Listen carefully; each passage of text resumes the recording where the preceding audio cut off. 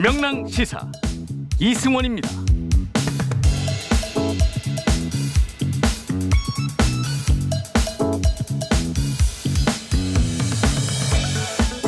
문재인 대통령이 도쿄올림픽 개막식에 참석하지 않기로 결정하면서 한일 정상회담이 무산됐습니다.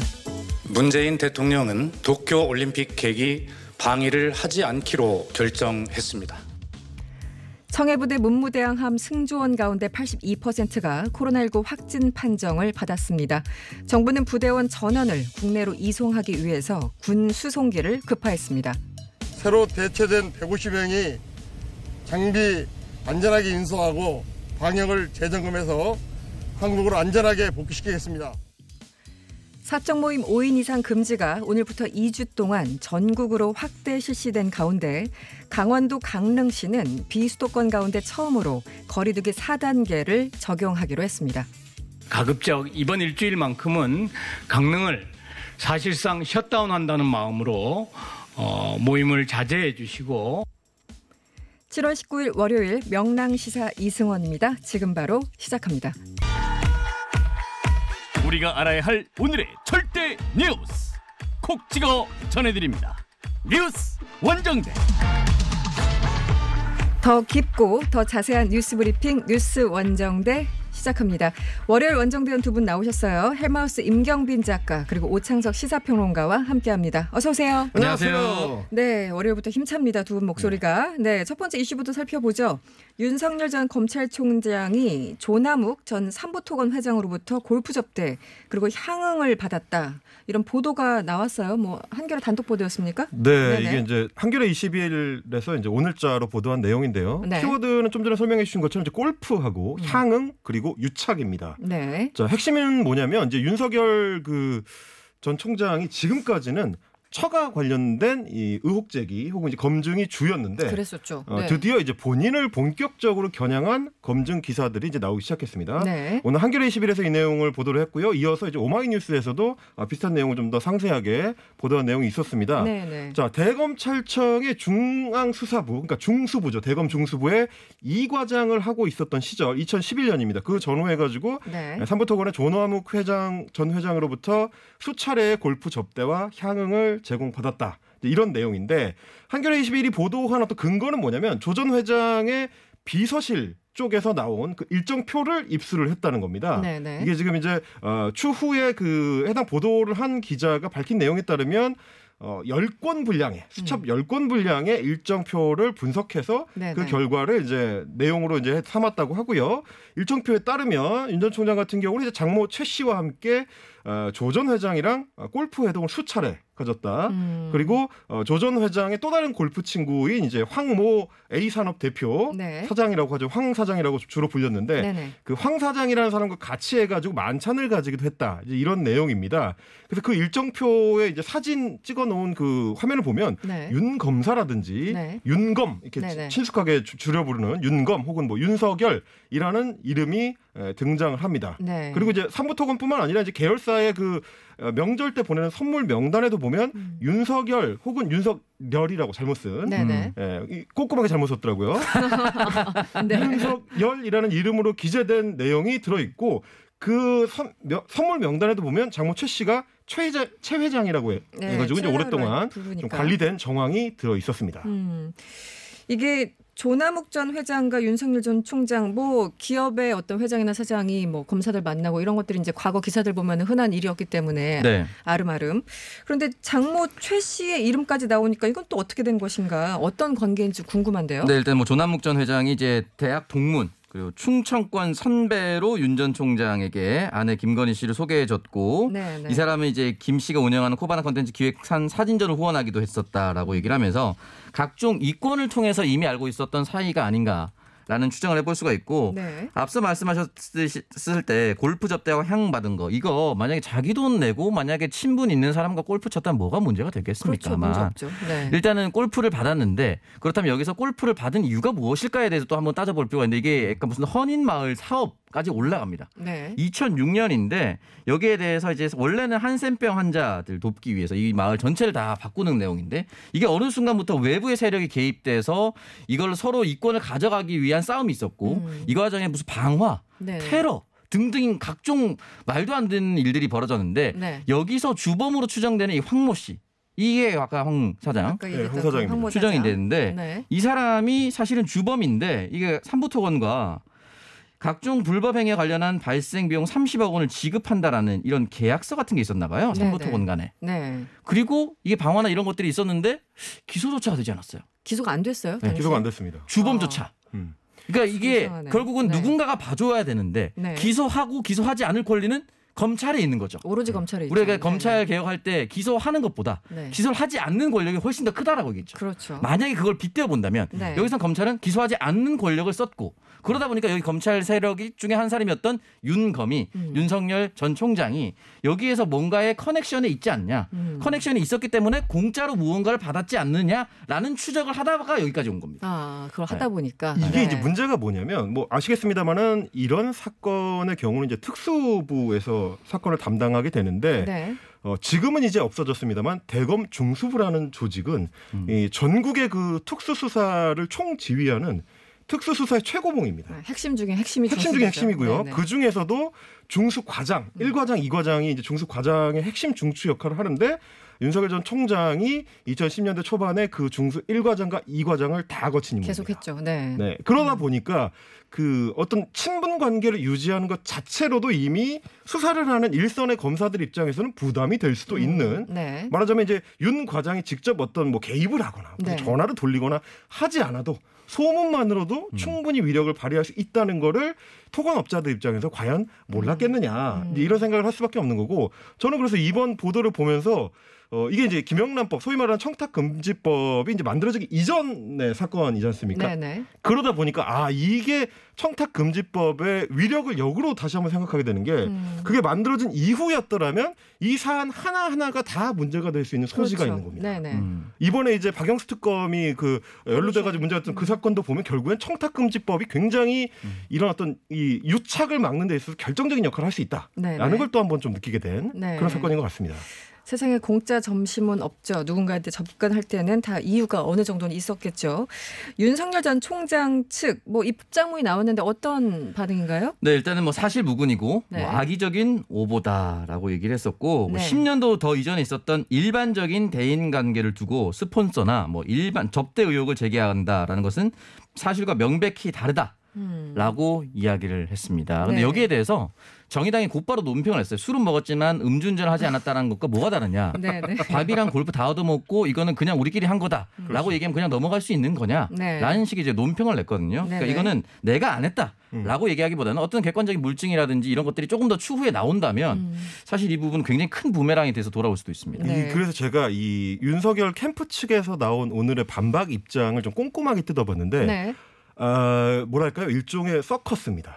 서커스. 예, 이 장문이 굉장히 고개를 부립니다. 아. 미묘한 어떤 단어들로 구성이 되어 있는데 잘 보시면 네. 2011년 4월 2일 그 시점에는 단정적으로 골프를 쳤다고 보도했는데 그거는 사실과 다르다라고 얘기하면서 최근 약 10년간은 조남욱 전 회장과 만나거나 통화한 사실이 없다 이렇게 얘기했습니다. 최근 10년. 네. 그렇다는 얘기는 그 10년 이전에는 만나거나 통화한 사실이 있다라는 맥락이 또 들어있거든요. 네네. 그 대목도 있었던 것 같은데. 그렇습니다. 여기 20년 전부터 알던 사이긴 하다. 그렇죠. 바로 뒤에 그 붙어 대목이 있습니다. 있었죠. 네. 약 20년 전부터 10년 전 사이에 여러 지인들과 함께 통상적인 식사 또는 골프를 같이 한 경우가 몇 차례 있었다. 네. 그러니까 이제 식사도 했고 네. 골프도 쳤다. 이제 이런 얘기가 됩니다. 네. 근데 제가 또 하나 주목했던 거는 오마이뉴스의 후속 기사인데 비슷한 얘기를 하면서 좀 더 디테일이 들어가 있습니다.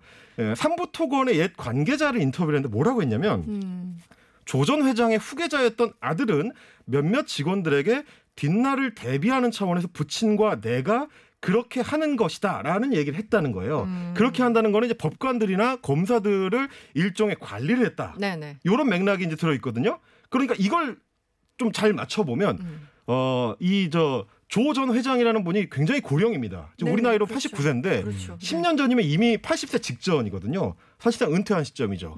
그러니까 어떻게 보면 10년 전까지는 조 전 회장하고 이제 친분 관계를 갖다가 네네. 그 이후에는 혹시 아들 쪽으로 바톤 터치가 된 것이 아닌가라는 추정해본다. 맥락을 추정해 볼 수도 있는 네. 해석문 자체가 여러 가지로 읽힐 수 있는 맥락이 있다. 그러니까 향응을 제공받지 않고, 그러니까 식사를 같이 하지 않았거나 골프를 같이 치지 않았다라고는 못하고 있는 이 맥락.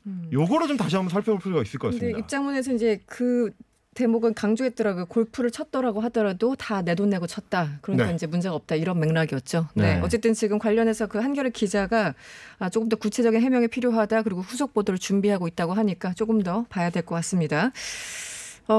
그리고 또 하나 있었습니다. 이게 사실은 이제 그 인사청문회 때 2019년이었습니다. 그렇습니다. 인사청문회 때 이제 윤석열 총장에게 후보자에게 굉장히 중요한 문제 중 하나였는데 당시 그 굉장히 친한 후배 검사죠. 윤대진 검사장의 친형인 윤우진 전 용산 세무서장과 관련된 의혹이었습니다. 당시 윤우진 그 세무서장에게 변호사를 소개했느냐 이 질문이 계속 나왔는데 본인은 부인했었잖아요. 그렇죠. 이제 뉴스타파가 그날 밤에 또 보도를 했는데 역시 부인하고 이런 상황이었어요. 새로운 그 당시 핵심 쟁점이 어떤 거였습니까? 네. 일단 그 당시에 이제 당시 검찰 내에서 소윤과 대윤, 윤대진과 윤석열 한 네. 팀이 있었고 그 네. 밑에 이제 이남석 변호사도 함께 검찰 팀으로 활동을 했었고 네. 그 후에 이제 변호사 개업을 했었고 윤우진 세무청장이 이제 다른 부분에 걸려 있으니까 여기에 대해서 어떻게 해주는 거냐. 공식적으로 수사를 하는 검찰은 이렇게 변호사를 알선하거나 의뢰해주거나 알려주면 안 됩니다. 그렇죠. 변호사법 위반입니다. 네, 네. 위반이기 때문에. 그러니까 이 부분에 있어서 지금 윤우진 세무청장이 뭔가 화마에 휩싸여 있으니 세무서장. 네, 전화를 받으면 아무도 전화를 받지 않을 테니 남석이 너가 문자를 보내라. 윤석열 소개로 보내는 이남석입니다라는 문자를 남겨놓으면 네. 그쪽에서 전화가 올 거다라고 네. 했었고 이것이 과연 그 변호사법 위반인지 아닌지에 대해서 계속 했느냐 안 했느냐 이 얘기가 왔다 갔다 했었죠. 네. 네, 윤우진 전 세무서장 같은 경우는 입을 열지 않고 있다가 뉴스타파의 인터뷰를 통해서 전화를 그렇게 받았다. 그때 왜냐하면 뉴스파가 음성 녹취로 공개했기 때문에. 그렇죠. 네네. 네. 그래서 이제 최종적으로 그 얘기를 했었고 사실은 본인은 여기에 대해서 의혹에 대해서 너무 자신이 이제 부관 참시를 당해서 혈압이 뭐 180까지 올라가는 지금 상황이니까 네네. 아예 언급조차 하고 싶지 않았다라고 얘기를 했었습니다. 그동안 말하지 않은 이유에 대해서. 네. 그 이제 맥락을 좀 한번 보실 필요가 있는데 이 사건은 굉장히 사실 큰 사건입니다. 왜 그러냐면 이제 용산 세무서장을 지내고 있던 시절에 억대 뇌물을 수수한 혐의였습니다. 그러니까 억대였어요. 억대. 굉장히 네. 중대한 사건이에요. 네, 세무서장이 직접적 뇌물 수수를 했다라는 혐의였기 때문에 심지어 게다가 그 당시에 윤우진 전 세무서장 같은 경우에 해외로 도피를 합니다. 네네 맞습니다. 수사를 받던 중에 해외로 네. 도피를 해서 국내에 송환이 되는데 자기가 자진해서 들어온 게 아니에요. 인터폴에 적색 수배를 해서 체포가 됩니다.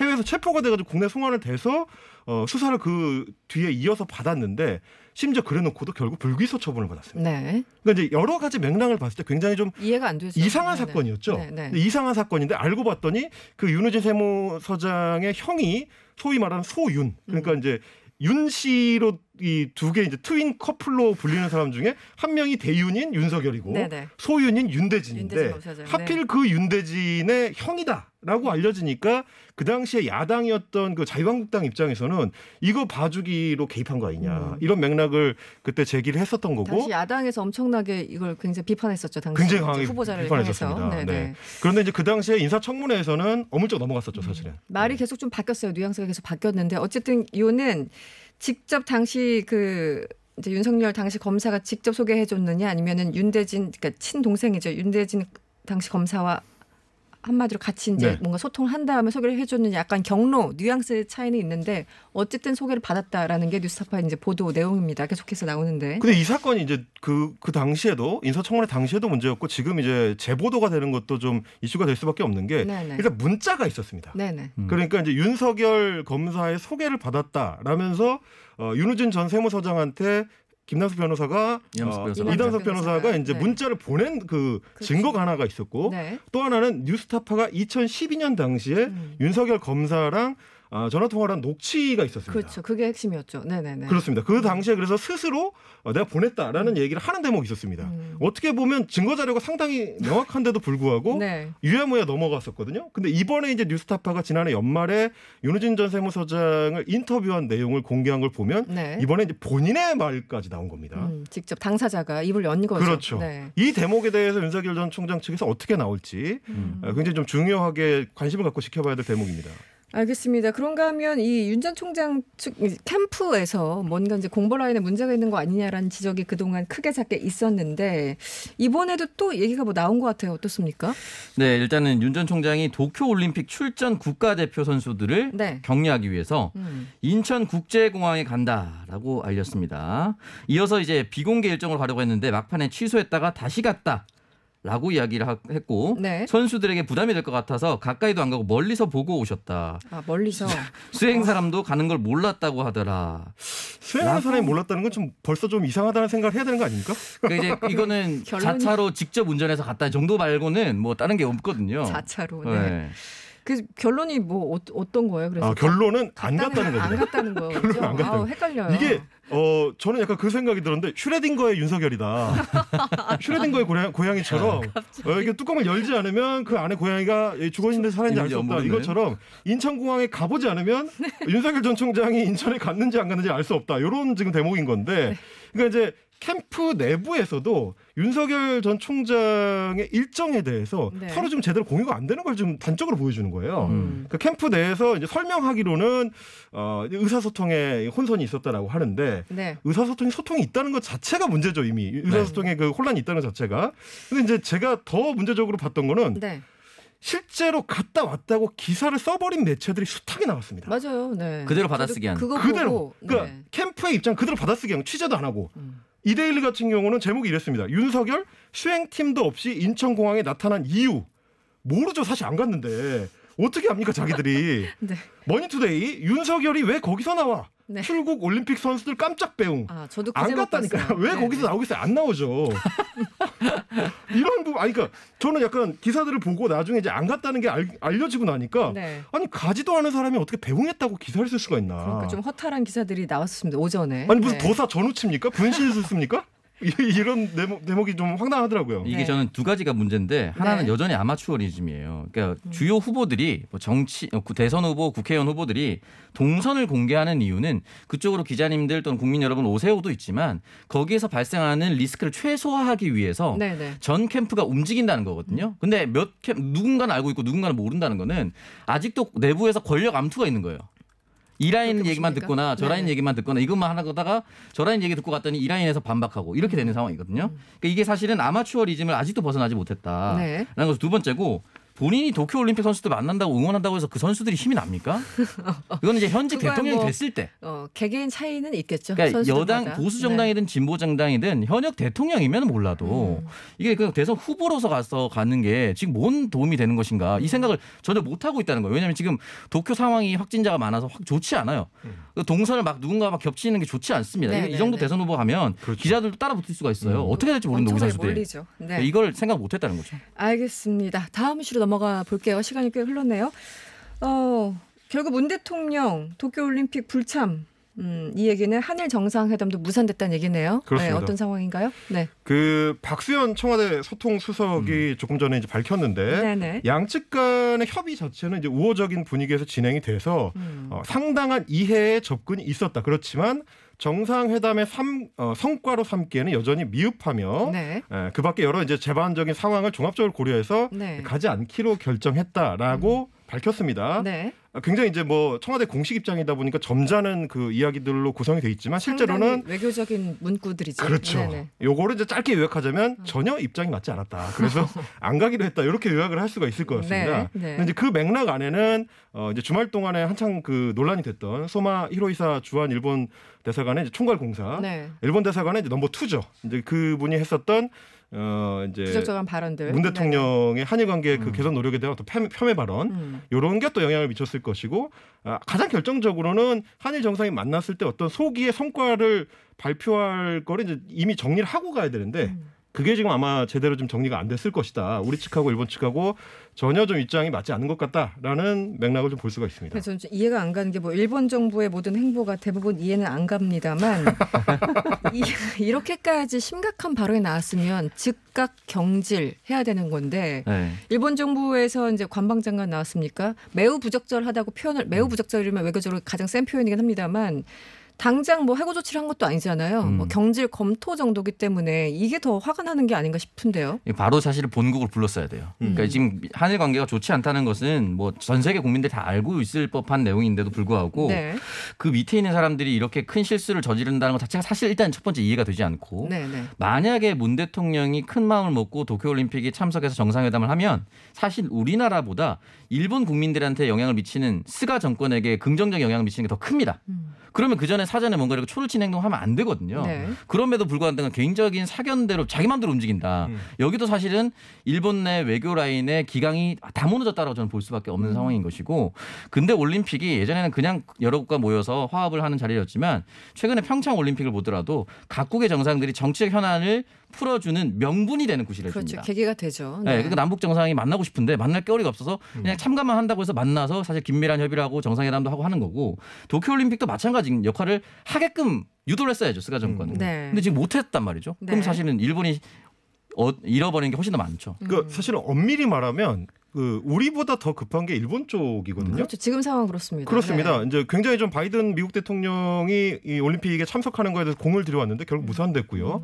부통령, 헬스 부통령에 대해서도 공을 들였는데 역시 마찬가지로 무산이 됐습니다. 네. 그러니까 이제 지금 이번 도쿄올림픽 같은 경우는 그렇지 않아도 굉장히 좀 전 세계적인 의혹의 시선이 많은 상황에서 주요 우방 국가 중에서 수장급이 지금 방문하는 경우가 거의 제대로 성사가 안 되고 있습니다. 네. 그러니까 오히려 이제 일본 쪽에서 급해야 되는데 자기들이 더 버팅기면서 자존심을 세우는 그런 장면이 지금 연출이 된 거예요. 네. 그 저는 이거를 일본식의 이 자위 외교라고 이제 표현을 하고 싶은데 네, 굳이. 네. 그렇습니다. 이거 뭐 이런 식의 표현이 그 외교관의 뭐 30여 년 동안 외교를 했었던 외교관의 입에서 튀어나온다는 거는 아마도 일본 외교관들 사이에 한국에 대한 어떤 인식이 굉장히 공유되고 있는 어떤 맥락이 있는 것 같다. 그만큼 스가 정부가 한국을 바라보는 이렇게 시선이나 그렇죠. 내용들이 지금 이 지경까지 왔다. 이런 그렇습니다. 내용이다. 굉장히 좀 내려다보는 듯한 인식. 이 공사의 그리고, 발언에서 우리가 네. 이제 이렇게 하자고 하는 방향으로 한국이 따라와야지 왜 너네 마음대로 하려고 하느냐라는 인식이 좀 거기에 이제 깔려 있는 것 같고, 니네가 혼자 열심히 해봐야 아무 소용이 없다. 이제 이런 식의 인식이 깔려 있는 것 같아요.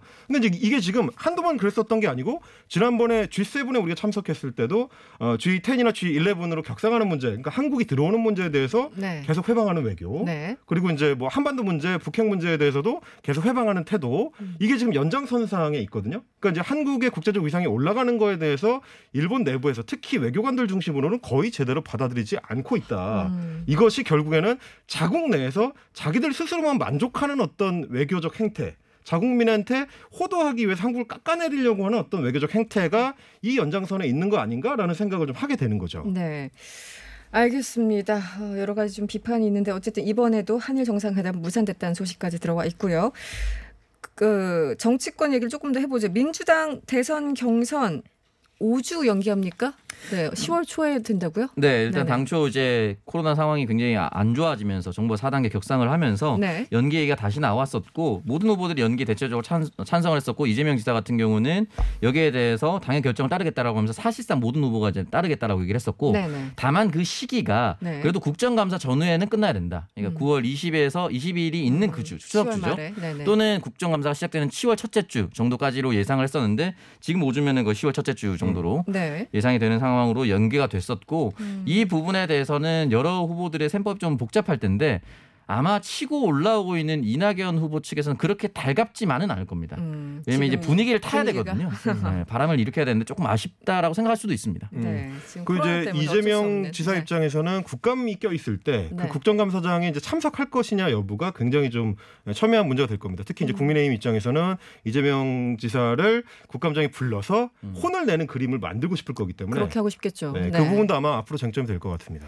알겠습니다. 오늘 정치권의 다양한 이슈 짚어봤습니다. 지금까지 오창석 시사평론가 그리고 헬마우스 임경빈 작가와 함께했습니다. 오늘 고맙습니다. 감사합니다. 지금 이 시각 사회 곳곳에서 벌어지는 다양한 소식들을 전해드립니다.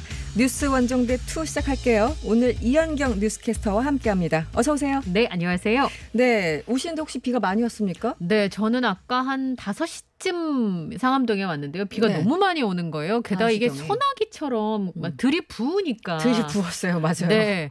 이게 뭐 우산이 사실 크게 소용이 큰 의미 없는 없는. 네, 머리만 피할 수 있다 뿐이지. 네. 저랑 같은 경험 하셨군요. 아, 네, 저도 그렇습니다. 아까 오후 3시경에 거의 들이붓더라고요. 네. 네. 수도권 거리두기 4단계 첫 주말이었습니다. 이현경 캐스터. 네. 이번 주말 어땠어요? 좀 썰렁하다 이러신 분들도 꽤 계시고. 네, 제가 또 공교롭게도 네. 그 딸하고 집에만 있으니까 이틀을 어떻게 할 수가 없는 거예요. 이틀을 조금 지루해요. 네, 네네. 그래서 이제 무조건 좀 걸으려고 저희 집에서 홍대까지 걸어갔는데 너무 놀란 게 그 많던 가게들이 다 문을 닫고 임대 딱지가 너무 많이 붙은 거예요. 맞아요. 맞아요. 네. 네. 사실 주말이면 홍대 앞에 원래 사람들이 좀 많기도 한데 거의 사람이 없는 상황이어서 굉장히 안산하더라고요. 그렇죠. 저도 네. 좀 많이 돌아다니는 건 아닌데 주변에 봐도 늘 문을 열던 가게가 문이 닫혀 맞아요. 있으니까 조금 썰렁하고 그렇더라고요. 네, 동네에. 맞습니다. 네. 지금 비수도권까지 코로나19 정말 뚜렷한 유행 증가세 보이고 있습니다. 오늘 강원도 강릉시 처음으로 이제 비수도권 가운데는 처음으로 사회적 거리두기 4단계로 격상했어요. 네. 어떻습니까 상황이? 이 강원도 동해안에 지난 주말에 20만 명이 다녀갔다고 합니다. 주로 이제 주점이나 PC방을 중심으로 해서 급증을 해서 2주 만에 1단계에서 4단계로 격상을 한 상황인데요. 네. 자체적으로 문을 닫을 수밖에 없는 게 사실 강릉 같은 경우는 관광객들이 많이 오는 지역이니까 엄청 몰리죠. 그때 이제 그 영업을 하셔가지고 또 한산한 시기를 또 지나시는 그런 영업 행태잖아요. 근데 제가 얘기를 들어보니까 이제 횟집 같은 데는 수족관에다가 이제 물고기도 가득 채우고, 아, 그렇지. 예, 네. 그리고 또 직원들도 아르바이트생을 많이 구해놓고. 구해놓고 네. 했는데 지금 이제 문을 닫아야 되는 상황이니까 아예 뭐 지금은 강원도 해수욕장에 들어갈 수가 없는 상황이거든요.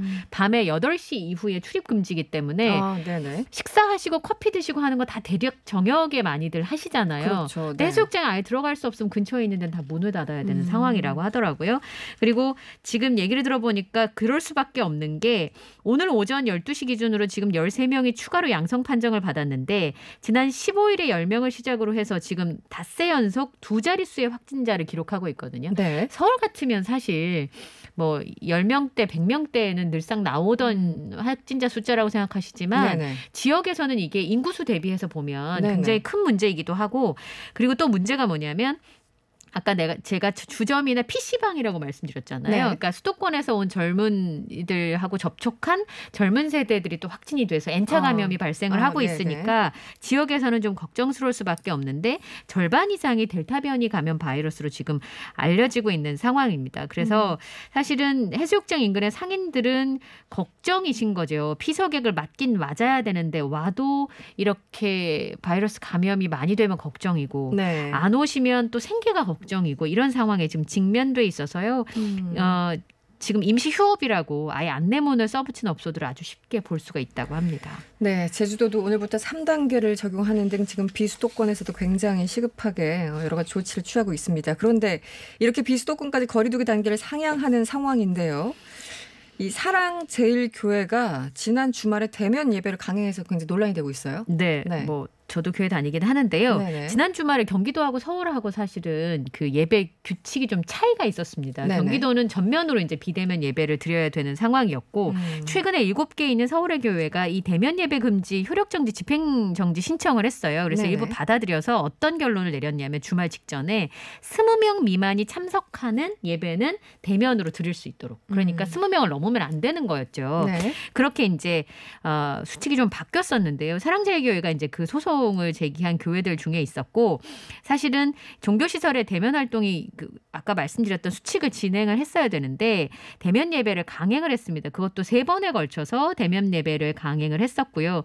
심지어는 앞에 입구를 트럭으로 막아두었다고 합니다. 그래서 서울시 관계자가 어쨌든 그 관리를 하러 가야 되는 상황이었어요. 그러니까 행정지도 자체를 못하게 막았다는 뜻인가요? 네, 그래서 서울시하고 성북구 문화체육부 관광 관계자 10여 명이 교회를 찾아가서 행정지도랑 만약에 위반을 했다면 현장 자료를 체증을 해야 되는데 그렇죠. 네. 교회 변호인단이 방해를 해서 행정지도는 1시간 만에 끝났고요. 그리고 교회 측에서는 자가진단 키트로 감염 여부를 확인했다. 명부도 작성했다. 손도 소독했다라고 주장을 하고 있고 또 신도가 아닌 일반 공무원들이 교회 건물에 들어올 이유가 없다 이렇게 주장을 한 것으로 알려지고 있는데 사실 같은 문제로 지난해 4월에도 문제가 돼서 지금 재판도 진행 중인 상황이지요. 그러니까 지난해 4월에도 이미 이제 고발 당했잖아요. 현장 네. 예배를 강행했기 때문에 네. 지금 재판을 진행하고 있는 겁니까? 네, 재판을 지금 진행 중인 상황에서 또 같은 문제가 문제를. 벌어진 겁니다. 그래서 4단계 시행, 예, 4단계 시행 이후에 이제 이게 문제가 돼서 오늘 이제 서울시에서 설명한 걸로는 이제 위반 시설이 14곳이 있었습니다. 그 중에 13곳은 아까 말씀드렸던 인원 수칙을 위반한 것이고요. 한 곳은 네. 마스크를 쓰지 않았다고 하는데요. 현장 점검을 갔지만 무산됐고 지금 유튜브 영상이나 교회 오가는 사람들을 대상으로 해서 대면 예배 증거를 수집을 하고 있다고 합니다. 네. 증거가 다 모아지면 과태료 부과 조치를 내릴 다시 또 계획이라고 고발할 하네요. 수가 있겠네요. 네. 그런가 하면 또 민주노총 지난 3일 서울 도심 집회를 했습니다. 기습 시위 여러 가지 이제 네. 그 비유들이 당시에 보도를 통해서 나왔었는데 참석자 가운데 3명이 지금까지 확진 판정을 받아서 참석자 전월 대상으로 진단검사 받으라는 행정명령이 내려졌어요. 네. 상황을 좀 설명해 주시죠. 그러니까 네. 우선 날짜를 좀 기억을 하시면 좋겠는데요. 16일에 민주노총에서 첫 번째 확진자가 나왔고요. 네. 17일에 확진자의 동료인 2분이 확진이 됐습니다. 이분들은 강서구의 민주노총 전국 공공운수사회 서비스 노조 관계자입니다. 그러니까 전업으로 활동하시는 상근 활동가이신 거죠. 근데 이 3명이 모두 다 민주노총이 주최한 전국 노동자 대회에 참석한 것으로 파악이 됐는데 요거는 3일입니다.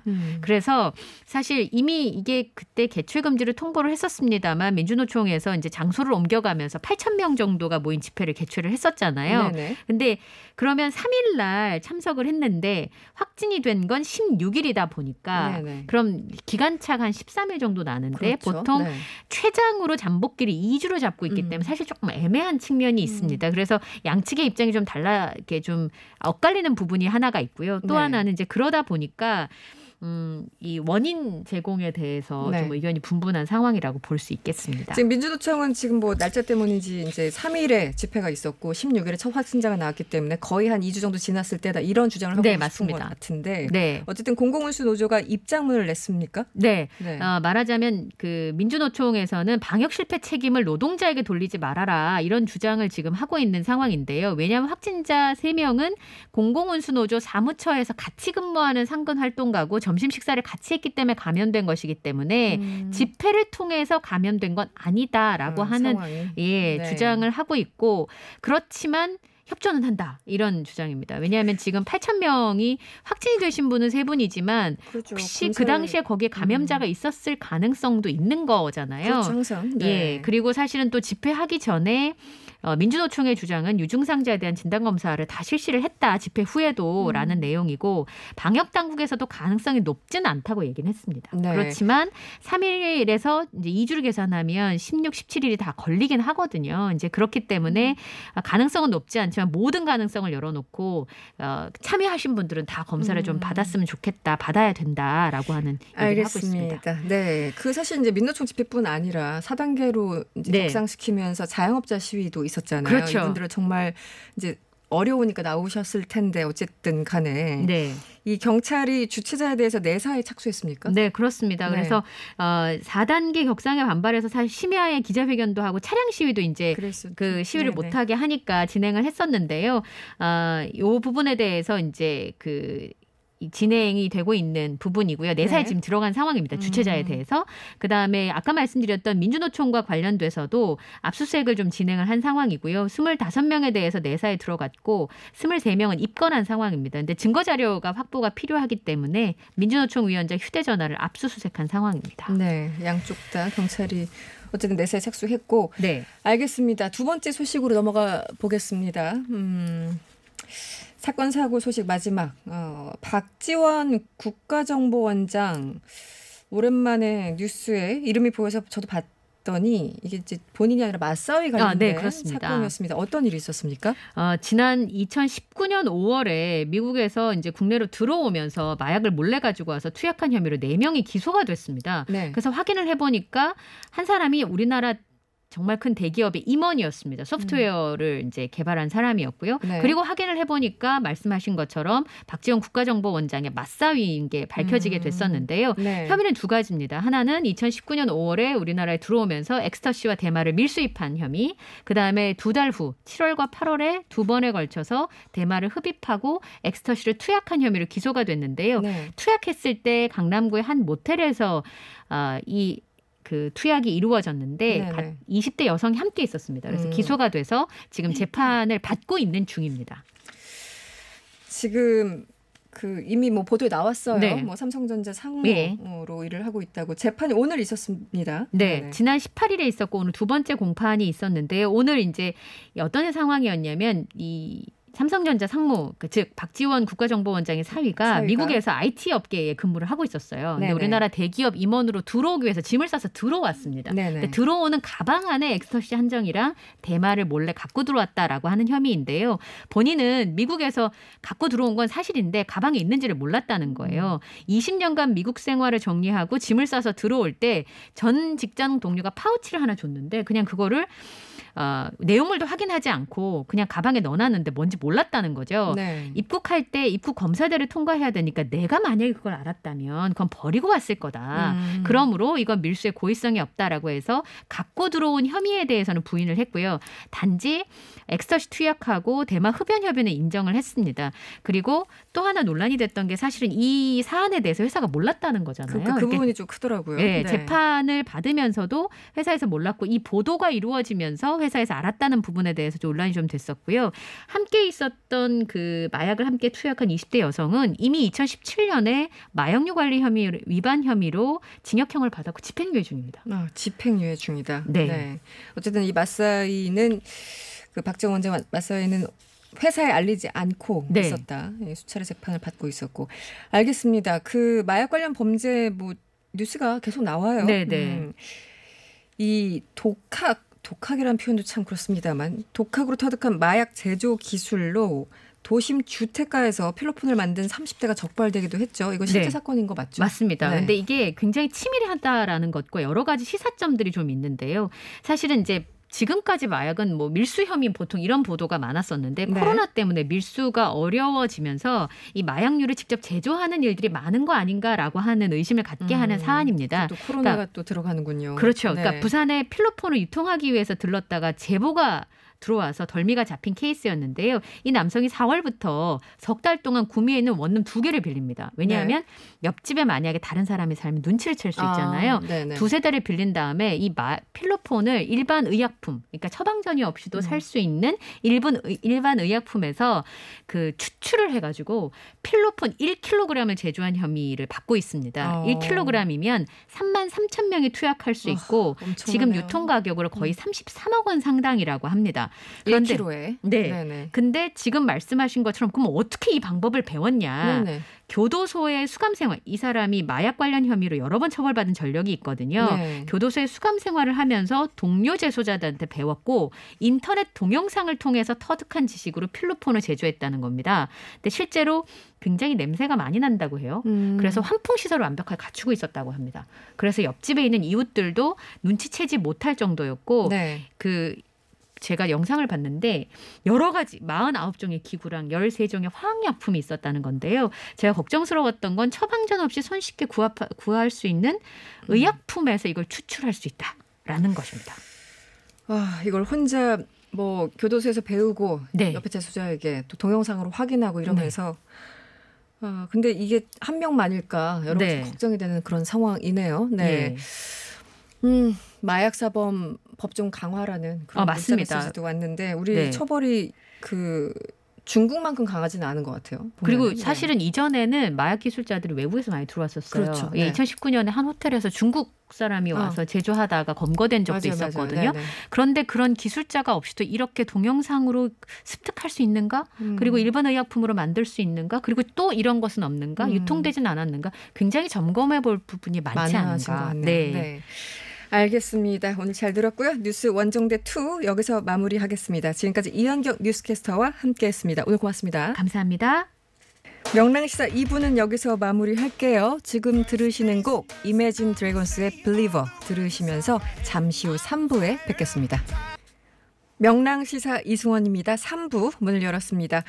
잠시 후 4부에서는 신장식 변호사와 말하는 대로 시간이 준비돼 있죠. 오늘은 보이스피싱에 대해서 이야기를 해볼 건데요.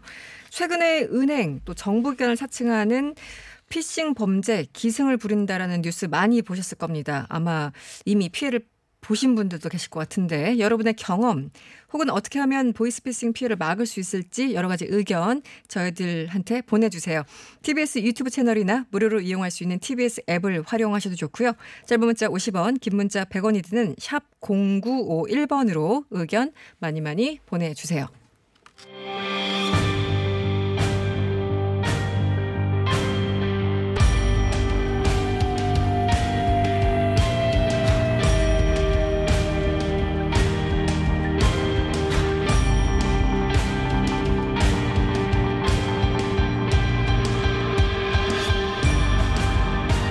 범죄 사건을 전문가의 눈으로 새롭게 분석합니다. 사건의 재현 시간이죠.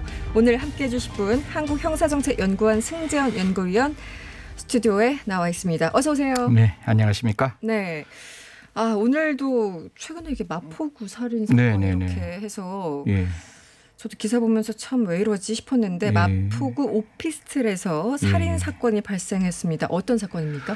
사실 이게 제일 처음에 저도 들었을 때 이게 정말 친구 사이가 맞나 싶을 만큼 좀 이렇게 당황스러웠는데요. 네. 이제 경찰에 따르면 지금 이제 피의자 A 씨가 지난 13일 날 오후에 이제 피해자가 일하고 있던 오피스텔로 찾아가는 거예요. 네. 찾아가는데 그 당시에 미리 흉기, 둔기, 그다음에 락스, 그다음에 캐리어, 그다음에 청소용구, 시트지 이런 걸 다 준비해서 갔다라고 완전히 계획적으로 의도하고 간 거네요. 지금 이 상황을 보면 그렇게밖에 이해가 안 되는 상황인데 여하튼 A 씨는 이제 저 친구를 살해하고 난 다음에 범행 후에 락스로 혈흔을 지우고 아까 제가 말씀드렸던 미리 준비해간 여행용 가방에 시신을 이제 가지고 이게 사고는 마포구에서 일어났잖아요. 네네. 그 시신을 경북까지 옮깁니다. 경북이요? 예, 경북 경산까지 옮기는데 옮기고 난 다음에 지금 이 단어를 해야 되나 말아야 되나 고민했는데 유기하는 장소가 정화조.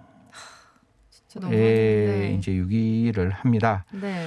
그리고 난 다음에 아까 제가 말씀드렸다시피 그 혈흔을 지우기 위해서 락스를 사용하고 그뿐만 아니라 벽에 있는 혈흔을 감추기 위해서 시트지, 도배를 했다라고. 도배까지요? 예, 그런 이야기들이 나오고 있으니까 도대체 이게 어떤 일인가 진짜 뭐 화밖에 나지 않고 또 다음에 말씀드리는 거는 그 비밀번호 오피스텔 나오면서 비밀번호를 바꾸고 또 피해자 부인에게 이제 거짓 문자까지 보내는 또 살아있는 것처럼. 예, 살아있는 것처럼 그리고 아까 경북으로 움직이잖아요. 움직이는데 대리기사까지 불러가지고 살아있는 듯하게 자기 차량과 친구 차량을 같이 바깥에까지 대리기사를 통해서 옮기는 방법까지 취했다라고 나오니까요.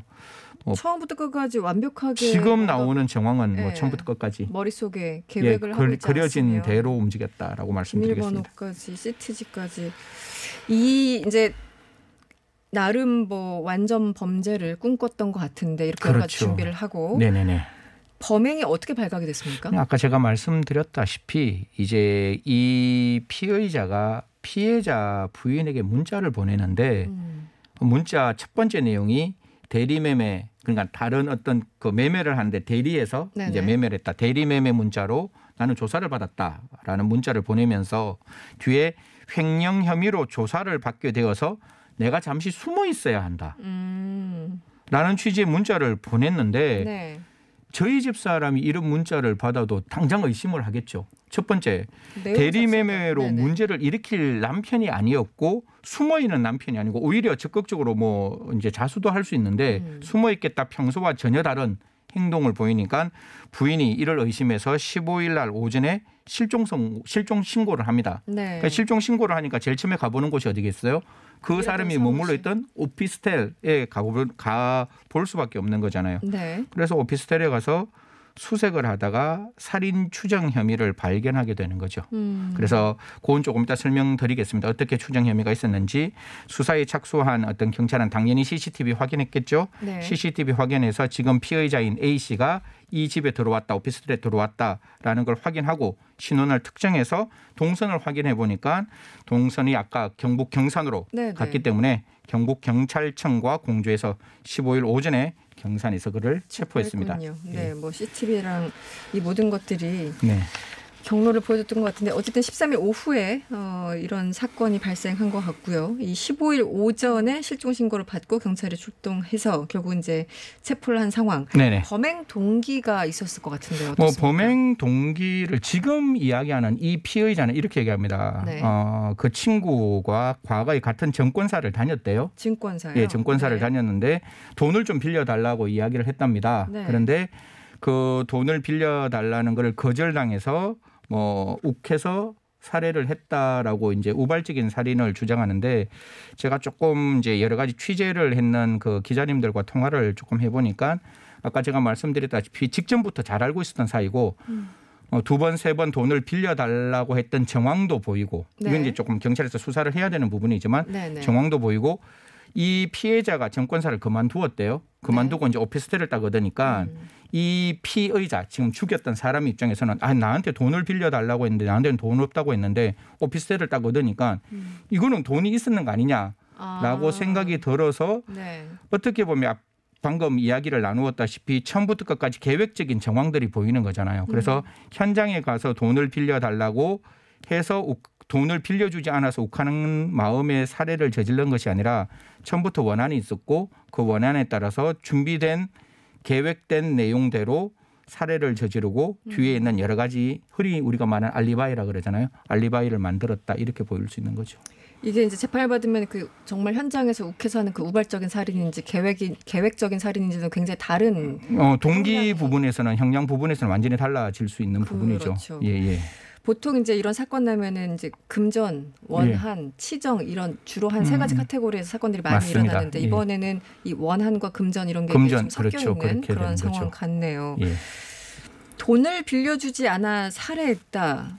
이것만 있지 않을 이 이유가 정말 이유인지 아닌지는 아직은 잘 모르는 거예요. 그렇죠. 아직 뭐 주장인 수사 초기 단계니까 지금 네. 이제 실질 영장 심사를 통해서 나와 있는 그 피의자 살해를 한 사람의 진술에 기초하고 있는데 이게 계획적인 살인이라고 보일 수 있는 게 범행 전 정황과 범행 후 정황이 있는데 아까 제가 말씀드렸다시피 범행 전에 이미 흉기와 둔기를 준비했다. 네. 아니 욱하는 마음에 살해를 저지를 사람이 흉기를 그렇게 둔기를 준비했다. 준비해가지는 않죠. 또 더 이렇게 언론을 조금 종합해 보면 흉기도 종류별로 달랐다는 말까지 있어요. 그러면 뭐 이거는 100% 살인의 정황이 있는 것이고 그러니까 한 가지의 둔기만이 아니라 여러 개가 있었다. 그렇죠. 둔기와 흉기라고 이야기하니까 네네. 종류가 완전히 다른 거고 흉기도 종류별로 있었다라는 말이 있으니까 사실 이게 지금 사체 유기만 나오고 사체 손괴라는 말은 나오지 않잖아요. 언론에서. 네. 그래서 사체 손괴의 의도도 있었지 않았느냐는 조심스러운 추측을 하는 거고 또 표백제와 시트지 그리고 여행용 가방을 미리 준비했다면 그 욱하는 마음에 살해를 할 사람이 여행용 가방을 왜 그러니까요. 그다음에 뭐 시트지를 왜 그리고 표백제를 왜 가져갔냐. 이게 굉장히 좀 의아스러운 일이고 이 부분이 정말 계획적인 범행이 아니라고 이야기하면 왜 이걸 준비했는지에 대해서 피의자가 그 경찰에게 합리적인 설명을 해야 될 것이고 범행 후의 정황은 아까 제가 말씀드렸다시피 대리기사 불렀죠. 그다음에 부인에게 잘못된 문자 보냈죠. 거짓 문자 보냈고. 예. 사실 욱하는 마음에 사람을 살해하면 사람은 굉장히 당황스러워져요. 그래서 뭐 허둥지둥 비밀번호 그렇죠. 바꾸고 예, 이럴 그런 겨를도 경험도 없이 그냥 그 자리를 나오는 게 그렇죠. 정상이지. 그 범행을 은폐하기 위해서 시트지를 붙여서 자기의 혈흔을 숨기고 그다음 표백제를 통해서 그 혈흔을 닦고 그다음 비밀번호를 바꾸고 문자를 그렇게 보낸다는 거는 그 전부터 생각했던 그림대로 이 행동을 했다라고 보는 게 합리적인 추론인 거죠. 그 아까 말씀하신 것처럼 이제 락스 같은 거를 활용해서 혈흔을 지웠고 또 이제 시트지로 도배한 것도 어쨌든 흔적을 지우기 위한 거잖아요. 네네네. 증거 인멸을 시도한 건데 이런 모든 하나하나 행동들이 나중에 가중 처벌되는 어떤 이유가 됩니까? 분명히 이건 뭐 계획적인 범행이라면 그냥 단순히 어떤 격정에 의해서 범죄를 저지르는 거와 또 완전히 다른 성격이 달라지는 거고 네. 청취자분들께서 그런 말씀 많이 하시는데 이게 표백제로 지우면 정말로 그 혈흔이 없어집니까? 이렇게 얘기하는데 이게 제가 꼭 하나 말씀드릴게요. 네.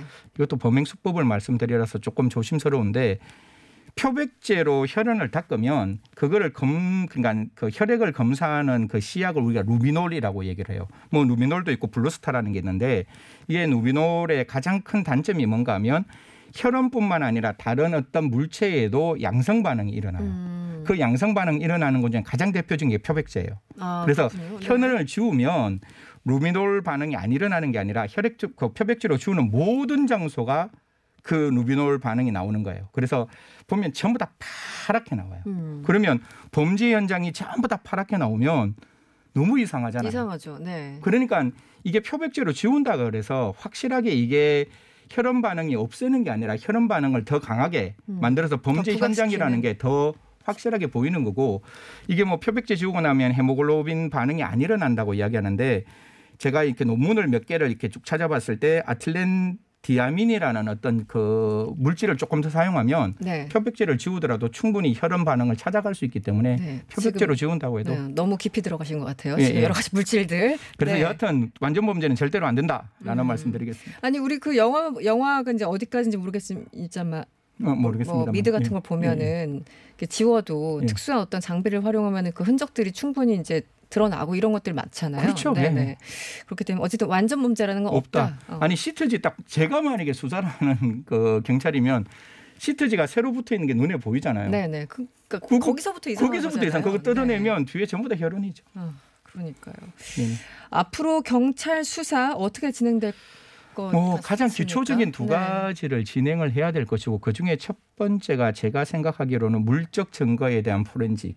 당연히 그 피의자의 휴대폰을 확인을 해야 되겠죠. 그래서 그 전부터 그 피해자와 통화를 했느냐, 그냥 살인을 한 사람이 사망한 사람과 통화를 했느냐, 그 통화 과정에서 뭐 돈을 어떻게 빌려달라고 이야기했는지 여러 가지 시나리오가 나올 거잖아요. 그래서 이게 계획성이 있느냐 없느냐를 당연히 찾아야 될 거고 두 번째는 지금 이 피해자가 분명히 사망했는 게 범죄로부터 사망했는 게 확실하니까 네네. 그러면 그게 정화조에 있었다 할지라도 당연히 그 부검이 지금 진행되어야 되는 부분이라서 네. 부검이 진행되면 어떻게 죽었는지가 확인될 거잖아요. 네네. 그러면 그게 그냥 단순히 우발적인 어떤 살해와 과잉살상이라 그러죠. 분명히 의도적으로 사람에게 어떤 살인을 할 수 있는 방법의 정도까지 갔는지를 확인한다면 뭐 계획이냐 우발적인 범행이냐 그걸 확인할 수 있다. 충분히 드러날 수 있다. 일단 그게 기초적으로 지금 이후에 진행될 검찰로 사건을 송치하기 전에 경찰이 해야 될 수사 방향이다. 이렇게 말씀드리겠습니다. 알겠습니다. 네, 완전 범죄는 없다. 절대 없습니다. 네, 절대 없습니다. 예. 네, 그 말씀을 꼭 드리고 싶었습니다. 네. 네, 이제 마칠 시간입니다. 지금까지 한국형사정책연구원 승재현 연구위원이었습니다. 오늘 고맙습니다. 네, 고맙습니다. 해외 파병됐던 청해부대 장병 301명 가운데 247명이 코로나19에 무더기 확진됐습니다. 이르면 오늘 급기에 오르는데요. 단일 공간에서 발생한 유례 없는 집단 감염입니다. 무엇이 문제였는지 전문가와 이야기 나눠보도록 하겠습니다. 아시아경제 양낙규 안보 군사 전문기자 연결돼 있습니다. 안녕하세요. 네, 안녕하세요. 네. 먼저 아덴만 여명 작전으로 우리에게 알려진 이 청해부대 어떤 임무를 수행하는 부대인가요? 네, 청해부대는 2009년도에 창설이 됐는데요. 네. 우리 군 역사상 처음으로 이 전투함이 파병된 부대입니다. 이 청해라는 이름은요, 이 장보고 대사가 완도에 설치한 해양 무역기지죠. 이 청해진에서 따온 명칭인데요. 네. 해군의 해양 수호 의지를 상징을 합니다. 네. 이 주요 임무는요, 청해부대는 바레인에 있죠. 이 연합 해군사령부와 공조해서 연합작전을 하게 되는데요. 이 해적을 차단하고요, 테러를 방지하는 등 해양 안보작전 임무를 수행합니다. 네. 여기에 소말리아 인근 해역인 아덴만을 통과하는 우리 선박의 이 해적 피해를 예방하는 활동을 주로 하고 있습니다. 네. 이 공교롭게도 청해부대가 맨 처음에 출발한 함정이요, 바로 문무대왕함입니다. 네네. 이번에 기구가는 34진도 문무대왕함을 타고 있는데요. 네. 이 문무대왕함에는 대잠 헬기 한 대도 탑재할 수 있고요. 이 특수요원 등 300명의 장병이 탑승을 하게 됩니다. 네. 이번에 이제 여러 가지 가능성에 대해서 언급하는 기사들을 봤습니다만 청해부대 내에서 정말 무더기 확진이 된 거잖아요. 82%가 넘었다라는 보도를 봤는데 그 이유가 조금 알려지고 있습니까? 어떻습니까? 가장 큰 문제는요. 이 폐쇄된 공간에 많다는 이 함정의 특성 때문입니다. 네네. 이 밀폐된 공간에서 환기시설이 모두 연결이 되어 있습니다. 그렇죠. 네. 때문에 함정 특성상에 상당수의 확진자가 연이어 발생할 가능성이 매우 높다라는 건데요. 이 지금까지 알려진 승조원 301명 중에요. 오늘 오전에 집계된 확진자 수만 247명인데요. 네. 잠복기가 있다는 점을 감안한다면요. 국내에 들어와도 확진자가 추가로 나올 가능성이 큽니다. 네네. 문제는 아니란 대처인데요. 이게 사실 초기 증상자가 이미 나왔는데요. 부대에서는 이 단순 감기약을 처방하는 데 그쳤다는 겁니다. 네. 또 이 감별 능력이 떨어지는 걸로 알려졌죠. 이 신속 항체 검사에 음성 판정이 나오다 보니까 안심하고 추가 방역 조치 하지 않았다는 건데요. 네. 이 문무대항함은요. 지난달 28일부터 1일까지 군수물자 적재를 위해서 이 아프리카 아덴만 인근에서 기항지에 접안을 했는데요. 바로 다음 날인 2일 처음으로 감기 증상자가 나왔습니다. 네네. 이 당시에 부대는 감기약만 투여를 했고요. 이 단순 감기라고 생각해서 합참에 보고를 안 했다는 겁니다. 그렇군요. 네. 이후에 이제 감기 환자가 속출을 했는데요. 이 8일 뒤인 지난 10일이었죠. 이 40여 명에 대한 간이 검사를 했는데요. 이때만 해도 모두 음성 판정이 나왔습니다. 네. 이 때문에 8일이라는 방역 공백이 발생했는데도 부대는 음성이다라고 생각하고 별다른 격리 조치를 하지 않았다는 겁니다. 네. 그러다가 11일이 지난 13일에서요. 이 증상자 6명을 샘플로 이 PCR 검사를 의뢰를 했는데요. 이틀 후에 모두 확진 판정을 받게 됩니다. 네. 결과적으로 기항지에 경과한 이후에 2일과 10일 이 두 차례 즉각적인 PCR 검사를 시행하지 않은 것이 바로 화근이었습니다. 계속 이제 봐도 이게 안타까운데 간이 검사를 했을 때 모두 음성 판정이 나왔으니까 그냥 지냈던 거잖아요. 며칠이나 그냥 시간이 흘렀고 이렇게 엄청나게 많은 환자들이 속출하게 됐는데 지금 국내 장병들에게는 이제 코로나19 백신 우선 접종 하잖아요. 네. 근데 파병 부대는 왜 백신 보급이 안 됐을까? 여기 궁금해하시는 분들 많습니다. 설명을 부탁드릴게요. 네, 다른 파병 부대는요 대부분 접종을 했습니다. 네네. 이 청해부대 34진 같은 경우는요 지난 2월에 파병을 떠났는데요. 우리 장병들에게 백신을 주기 시작한 시점이 3월입니다. 네네. 이 때문에 청해부대 34진은 백신을 맞을 수가 없었고요. 나머지 파병 부대들은 모두 백신을 맞은 상황입니다. 그러게요. 이 파병을 이제 2월 초에 했기 때문에 이제 조금 지난 다음부터 시작된 이 접종 할 수가 없었다라는 설명이 있지만 그럼에도 불구하고 이렇게 300명이 넘는 인원이 이제 파병되는데 아무런 대비도 하지 않았다는 게 저희로서는 좀 이해가 안 가거든요. 어떻습니까? 네, 이 취재하는 기자 입장에서도 참 이해가 안 되는 대목인데요. 네네. 청해부대 34진 300명 접종률이 0%라는 건요. 군당국도 이미 알고 있는 상황입니다. 그렇죠. 네. 이 때문에 이 선상에서 감염이 이루어질 리가 없다는 아니란 판단을 했다는 것밖에 생각이 들지 않는데요. 특히 사후에 접종 계획을 세우지 않았다는 겁니다. 이 결과적으로 이런 판단 때문에 집단 감염의 빌미를 제공했다라는 건데요. 이 청해부대는요 10일에서 14일 그러니까 한 2주 정도 해상에서 작전을 수행하게 되면요. 네. 인근 기항지로 돌아와서 3, 4일 동안 군수적재, 정비를 거쳐서 재출항합니다. 네. 청해부대 34진도 이 과정에서 감염이 이루어진 것으로 보이는데요. 네네. 만약에 백신 해외 반출이 어려웠다라면요, 이 기항지 정백대 이 인근 국가의 협조를 구해서 백신 접종을 충분히 할 수 있었다라는 겁니다. 이 UAE에 파병된 이 아크부대 같은 경우는요, 네. 이 부대 148명이 모두 유엔 협조로 현지에서 백신 2차 접종을 완료했는데요. 네. 왜 유독 접종률 0%인 청해부대 34진에 대해서만 아무런 조치를 취하지 않았는지 분명히 이 점은 국방부에서 해명을 해야 할 대목인 것 같습니다. 그러니까요. 기항지에 이제 접안했을 때 그때 감염된 거 아니냐 여러 가지 기사들이 나오고 있는데 지금 이 부대뿐만 아니라 이 해외 파병되어 있는 우리 장병들이 전반적으로 몇 명 정도 되고 또 코로나19 백신 접종 현황은 어떻습니까? 네, 이번에 집단 감염이 발생한 아프리카 해역의 문무대항함, 그러니까 청해부대 34진을 포함해서요. 해외 파병을 나간 병력들은 1,300여 명 정도 됩니다. 네. 가장 큰 규모가 큰 부대는요. 이 레바논의 동명부대입니다. 네네. 이 동명부대 같은 경우는 264명이 나가 있는데요. 이 중에 239명이 백신을 접종을 했고요. 279명이 나가 있는 남수단 한빛부대는 223명, 또 이 아랍에미리트에 나가 있는 아크부대 같은 경우에는 이 148명 전원이 백신을 모두 맞았습니다. 네네. 이 부대들을 보면요. 특징이 3월 이후에 파병이 이루어졌기 때문에요. 접종률이 높을 수밖에 없고요. 또 일부 미접종자가 있는 이유에서는요. 이 본인들이 접종을 거부한 경우입니다. 본인 거부한 경우 아니면 다 맞고 갔는데 지금 여기만 문무대항함에서만 문제가 됐었군요. 그래서 우리 장병들 걱정이 많습니다. 이 국민들이 많이 걱정을 하고 있는데 언제 어떻게 귀국을 합니까? 네, 일단 국내로 이송하기 위해서 급파된 군 수송기가요. 오늘 오전에 현지에 도착을 했습니다. 네네. 이 수송기 안에는 문무대항을 복귀시킬 특수 임무단 타고 있는데요. 한 200명 정도입니다. 해군 148명, 공군 39명, 의료진 등 포함해서 다 구성이 됐는데요. 네. 이들은 모두 이 유전자 증폭 검사죠. 이 PCR 검사에서 모두 음성 판정 받았고요. 이 백신 접종도 완료한 장병들입니다. 네. 이들이 대부분 그 청해부대 현재 있는 지역에 가서요. 나머지 이 문무대항함 그 장병들이 복귀를 하게 되면 이 문무대항함을 다시 복귀를 시키는 역할을 할 텐데요. 이 오늘 중으로 방역 조치가 마무리되는 대로 이 청해부대 34진하고요. 이 비대면 인수인계 절차를 끝내고요. 문무대항함을 인수해 국내로 복귀한다는 계획입니다. 네.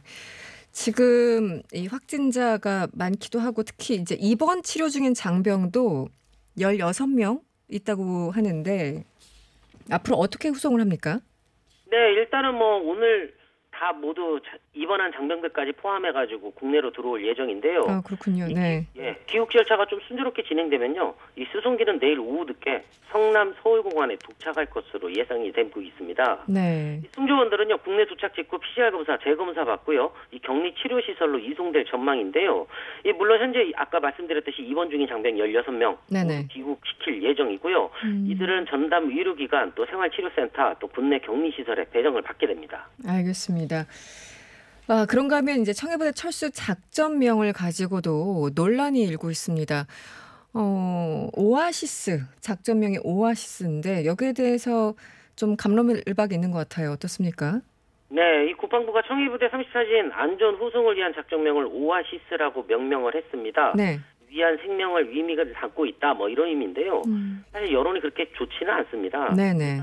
두 가지 문제점이 있는데요. 첫 번째는 좀 뜬금없다는 반응입니다. 이 문무대항한 장병들이 백신 미접종 논란으로 곤욕을 치르고 있는데 이 국방부가 홍보에만 치중한다는 겁니다. 네. 두 번째는요. 이 작전명 공개에 대한 시선도 굽지 않습니다. 이 특임단, 그러니까 특수임무단인데요. 이 특수임무단을 수송하고 승조원을 후송하는 이 특수작전명을 공개하는 나라가 도대체 어딨냐는 겁니다. 네네.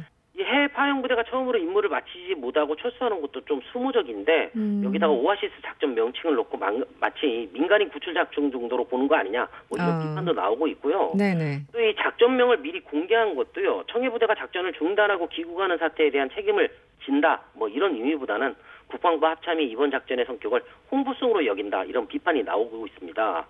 이 때문에 일각에서는 전우들을 철수시킨 다음에 이 작전명을 공개했으면 좀 낫지 않았냐 이런 의견입니다. 지금 장병들이 아파서 귀국을 하는데 이 홍보할 대목이 어디 있습니까? 이번 작전 성격을 홍보성으로 여긴다는 그 자체가 좀 이해가 안 가서요. 그렇군요. 그런데 보통 이렇게 작전을 하게 되면 그 임무가 끝난 이후에 공개되는 경우는 있어도 지금 어떻게 보면 진행 중이잖아요. 네. 그 여명작전 같은 경우가 대표적이죠. 아무래도 그 인명 구조를 하는 중요한 작전이다 보니까 임무가 다 끝난 다음에 이 작전은 어떻게 이루어졌고 이렇게 해서 보통은 국민을 구할 수 있었다라고 설명하는 게 보통적인 프로세스인데요. 네네. 이번 같은 경우는 비난을 좀 피하기 위해서 홍보성 성격을 많이 띠지 않았나 이런 생각이 듭니다. 이게 오아시스 작전이라는 명칭이 어떤 언론에 의해서 그냥 나온 게 아니라 아예 밝힌 상황인 거죠? 네, 국방부에서 오아시스 작전명이라고 밝힌 바가 있습니다. 아이고, 알겠습니다. 지금 문자 많이 오는데 불암산정님, 장병들이 하루빨리 쾌차하길 기원합니다. 이런 문자 주셨고요. 스티브 게이츠님, 일단 치료부터 하시고 그다음에 책임 여부를 따져야 합니다. 이런 문자 주셨네요. 네, 오늘 말씀 고맙습니다. 고맙습니다. 네, 지금까지 아시아경제 양낙규 안보군사 전문기자였습니다. 지금 이 시각 정치권에서 가장 뜨거운 이슈를 짚어보는 여의도 인터뷰 시간입니다. 오늘 국민의힘 조혜진 의원 전화로 만나볼게요. 의원님 안녕하세요. 예, 안녕하세요. 조혜진입니다. 네. 의원님 좀 바빠지신 것 같아요. 아직 자가격리 상태인데요. 심적으로 바쁜 상황. 마음만 바쁩니다. 네, 그러실 것 같아요. 지금 지난주였죠. 최재형 전 감사원장이 국민의힘에 전격 입당을 했고 의원님께서도 지금 그 최 전 원장 대선 캠프에 합류를 하신다고요? 그저께 전화를 해오셔가지고 전화로 인사를 나눴고요. 내일 목요일에 제가 목요일 오후부터 자가격리 해제되면은 네네. 한번 뵙고 또 상의를 드려볼 생각입니다. 최재형 전 감사원장이 직접 전화를 하신 거군요. 예. 네. 그 전에 뭐 인연이 좀 있으셨습니까? 전혀 없었습니다. 전혀. 그러면 이렇게 직접 대화를 한 것도 처음이신 거예요? 직접 그러니까 공식 대화는 있었던 게 네네. 작년에 예결위 회의 때 제가 현안 질의를 이제 정책 질의죠. 네네. 한 2번 드려본 적이 있고 그때 답변을 들었고. 네네. 그때 질문 드렸던 것 중에 하나가 이제 김호수 감사위원 임명권이 그때 좀 논란이 됐지 않습니까? 네네. 예, 그거하고 이제 다른 질문을 드리고 답변도 들었고, 이제 다른 분들, 동료 의원들 이제 질문에 대해서 답변하시는 것도 들으면서, 네. 좋은 인상을 받았죠. 당시에. 예, 네. 간단치 않은 분이구나, 내공이 깊은 분이구나 하는 그런 느낌을 받았습니다. 그때 이제 공식적으로 만났을 때 좋은 느낌을 갖고 있다가 이번에 전화를 받으셔서 합류를 하시기까지 이런 인연이 있군요. 그러면 의원님은 앞으로 어떤 역할을 마무리하십니까? 우리 여기 패널로 나오셨던 김영우 전 의원 같은 경우는 지금 상황실장을 맡고 계신데 의원님은 어떤 역할을 하실까요? 이제 격리 해제되면은 뵙고 상의를 드려야 될 문제고요. 네. 제가 그동안에 대선을 한 서너 차례 치렀는데, 네. 그때 제 주 역할은 언론 이제 공보. 네네. 하고 이제 네거티브 대응하는 거. 네. 이런 거였는데, 지금은 이제 현역 또 국회의원이니까, 우리 당내 의원들 규합하는 일이라든가, 또 정무적인 일, 그런 것도, 해야 될 부분이 아닌가.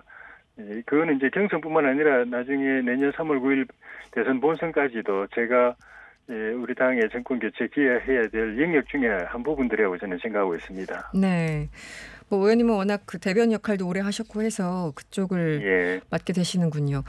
그런데 이제 그 냉정하게 얘기하면 최 전 원장 같은 경우는 정치 신인이고 정치를 처음 하시는 분이고 뭐 법조인이고 그래서 지금 의원님처럼 이제 당내 뭐 전현직 중진 의원들이 합류하고 있지만 당내 어떤 지지 기반, 뭐 조직 세력 등등 없잖아요, 아직은. 네, 이 당내 어떤 입지 기반을 어떻게 확보할까요? 당에 입당하신 지 며칠 안 됐지만은 잠재적인 기반은 많다고 느껴집니다. 제가 아직 이제 집안에 갇혀서 네네.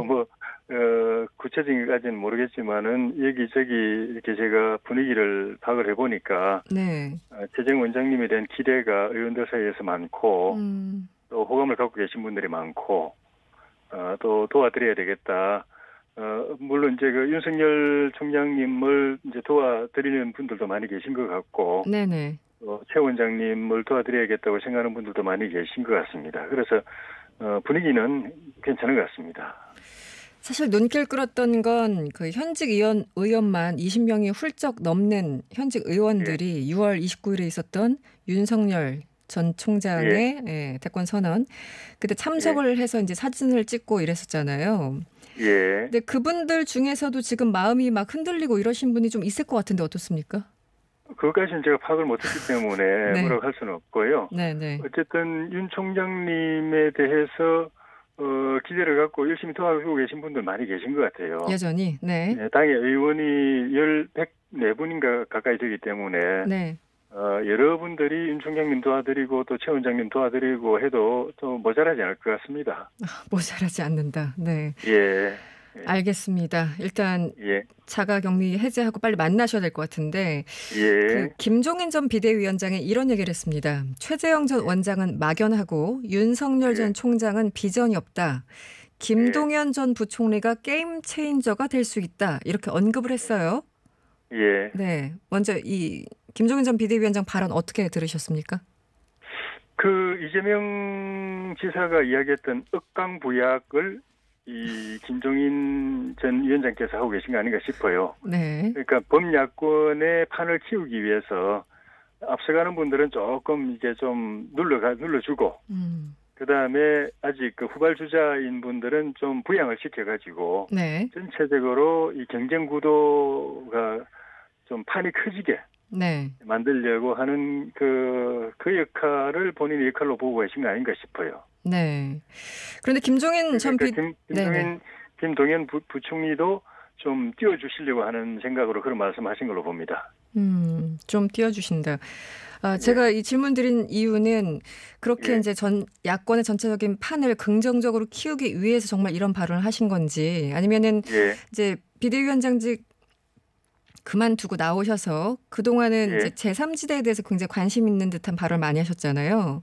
이제 그중에 한 명이 윤석열 전 총장이었는데 어떻게 뭐 만남은 불발됐는지 최근에 이제 비판적인 입장으로 돌아섰고, 그래서 이제 김동연 전 부총리를 계속 이렇게 키운다면 그 발언에 있어서 최재형 전 원장이나 윤석열 전 총장 같은 경우는 계속 이제 비판을 받을 수밖에 없을 텐데, 그럼에도 불구하고 전반적인 긍정적인 힘으로 작동할 거라고 생각을 하십니까? 김종인 위원장의 어떤 위치나 발언이?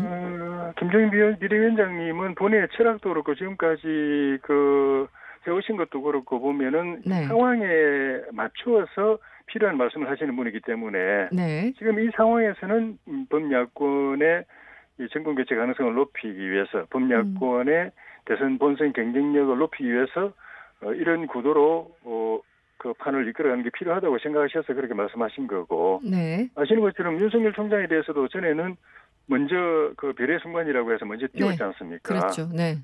지금은 이제 김동인 그 부총리를 띄우시려는 것 같고, 제3지대라고 하지만 윤석열 총장에 대해서도 국민의힘에 들어가지 말고 밖에 있다가 나중에 야권 후보 단일화에 참여해도 된다라고 말씀하셨잖아요. 네네, 최근에. 이분이 말씀하시는 제3지대는 그 범야권 후보 단일화를 전제로 한 제3지대인 거죠.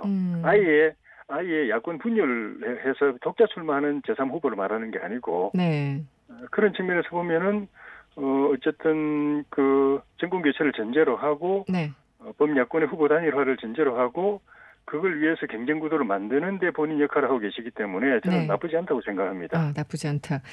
알겠습니다. 제가 조금 전에 이제 말씀드린 김동연 전 부총리. 지난 16일에 김종인 그 비대위원장을 만났어요.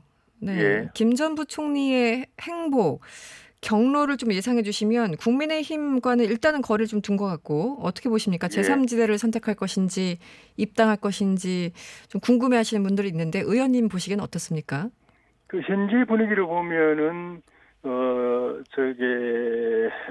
국민의힘에 입당하는 것보다는 제3지대 쪽에 모색을 할 가능성이 보이는데, 그런데 이분은 이 점을 좀 분명하게 해주셔야 될 것 같아요. 우리 당내 여러 의원들도 그런 부분을 지적했는데, 제3지대라고 하는 거는 후보 단일화를 전제로 한 제3지대, 좀 전에 말씀드린 것처럼 제3지대가 있고, 아예 제3후보로 독자 출마하는 제3지대가 있을 수가 있거든요. 그렇죠.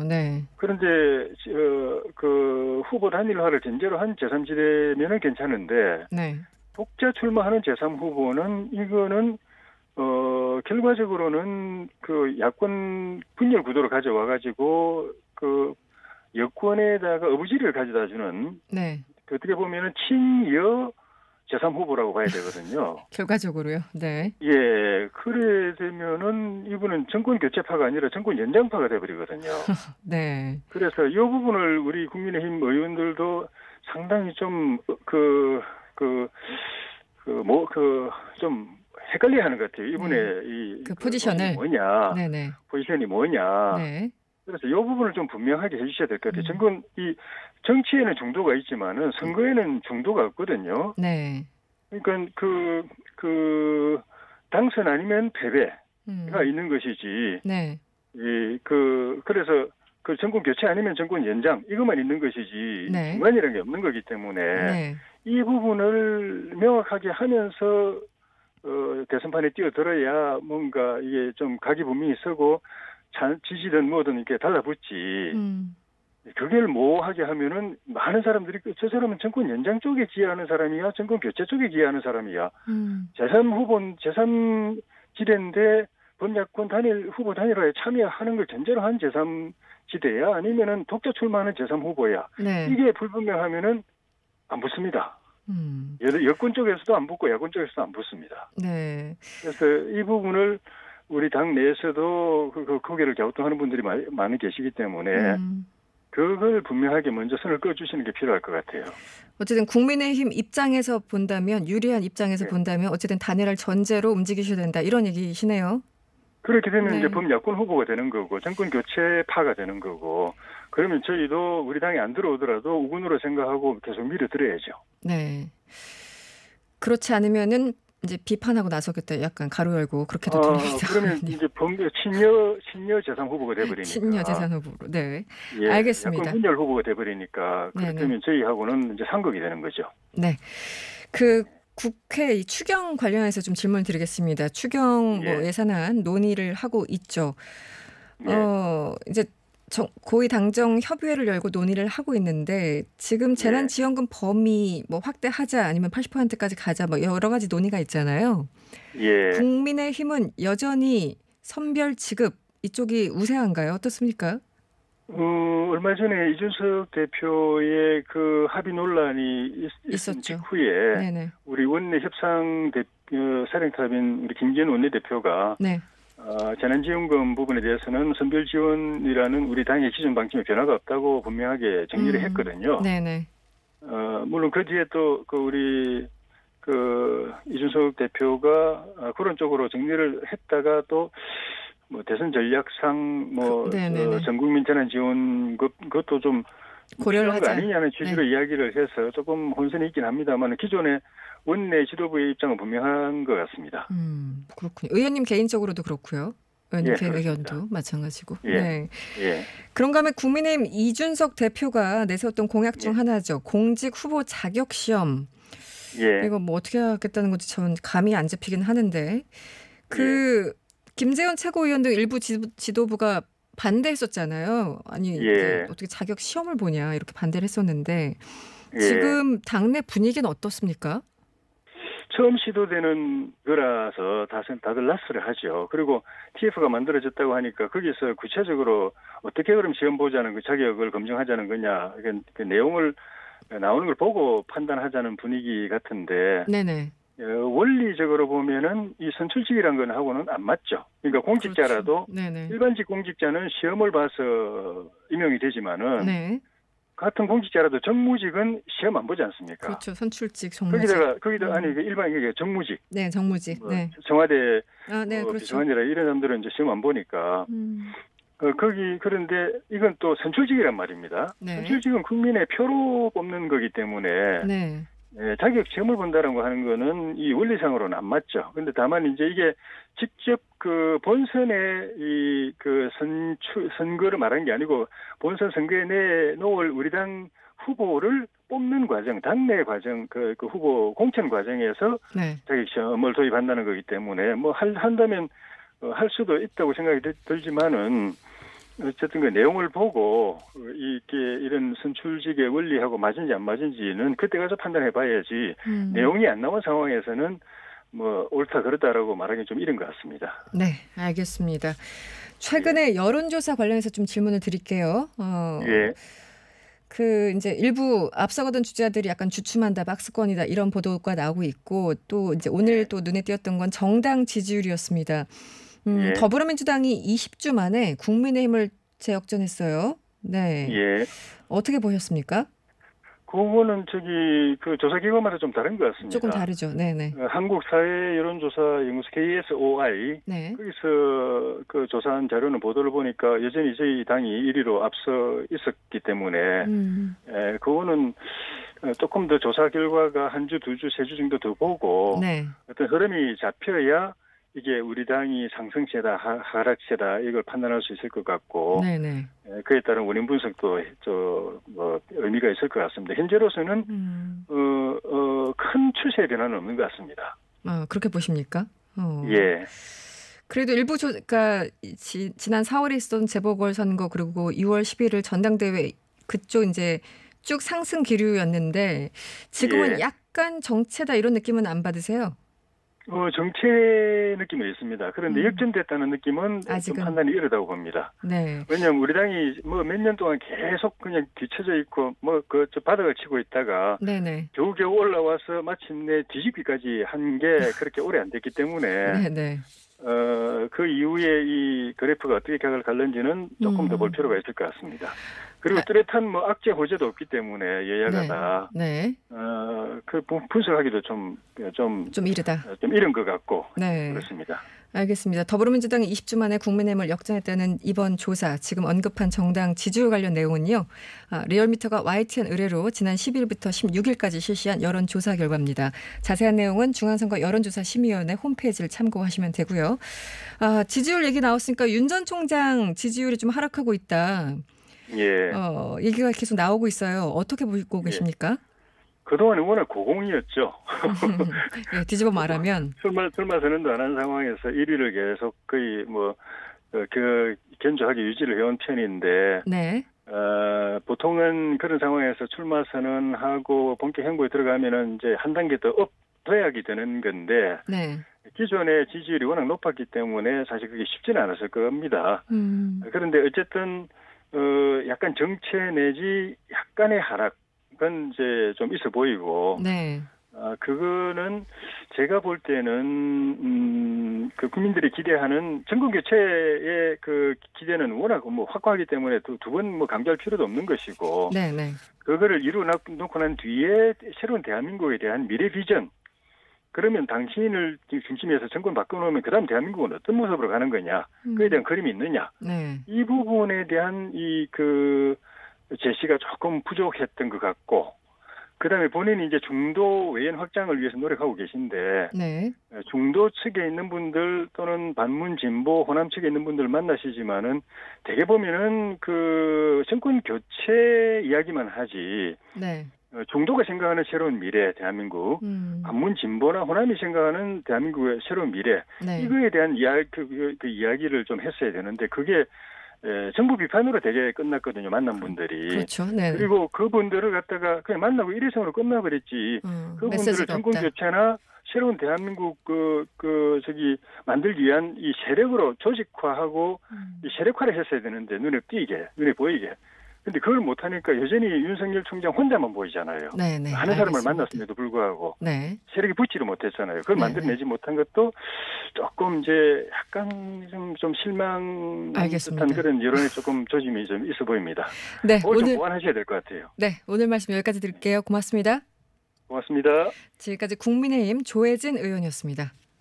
우리가 사는 세상을 시민의 눈으로 보고 시민의 목소리로 들어보는 시간이죠. 말하는 대로 코너입니다.